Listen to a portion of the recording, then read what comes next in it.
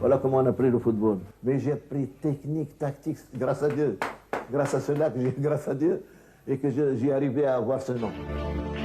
La Pernalina. L'Harbi Ben Bark est né à Casablanca officiellement en 1917. D'autres sources avancent 1916 voire 1914. Petit, il s'initie au métier de menuisier, carrossier et joue au football avec ses amis. Parmi eux, un certain Marcel Cerdan qui a préféré par la suite les rings de boxe au terrain de football. Ben Bark incarne un modèle de réussite dans et par le sport. En effet, sa trajectoire de footballeur est une suite de succès. L'attaquant marocain a réussi partout. Au Maroc avec l'USM et l'Wydad Casablanca. En France, l'OM et le Stade français et l'Atlético Madrid en Espagne.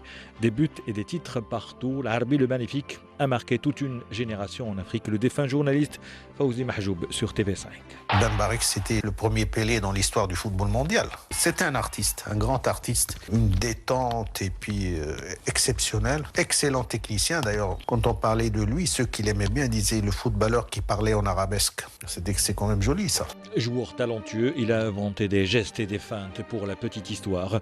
Le jour où il a quitté la France, il a été international avec les Bleus pendant plus de 20 ans. La presse avait crié au scandale. Un titre pour résumer la déception. On peut vendre la Tour Eiffel, l'Arc de Triomphe, mais Ben Bark, jamais. Le témoignage de Rachid Makhloufi, l'ancien international algérien, l'un des meilleurs joueurs de sa génération sur le même support. Pour moi, qui ai vu Pelé, Maradona, Cruyff, Platini, etc., je les ai vus et je l'ai vu à lui. C'est le jour et la nuit. C'était un joueur élégant, c'était un joueur d'inspiration. Il avait une technique extraordinaire. El marroquí Ben Barek, que gobierna el juego como un director de orquesta. Attaquant de grande classe, doté d'une technique hors norme, vif et puissant, l'Harbi Ben Bark a marqué son époque. Avant et après la Deuxième Guerre mondiale, il a conquis l'Afrique, l'Europe et le monde entier. Ben Bark est le meilleur joueur de tous les temps, avait affirmé Pelé lors d'un voyage effectué au Maroc en 1976. Après son décès, en 1992, l'Institut du monde arabe avait organisé une exposition événement, un vernissage de grande qualité. Jacques Lang, le président de Lima.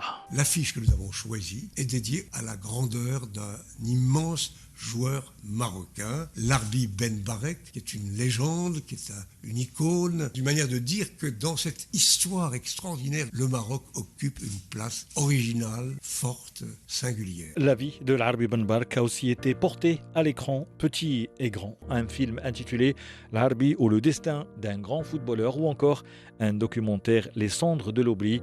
L'Harbi Ben Bark a brillé à une époque où le football n'était pas aussi médiatisé, mais il a trouvé et laissé sa place dans la mémoire collective. Il était aussi bon en l'air qu'à terre, on dirait. Il était bon partout. Et il était très spectaculaire.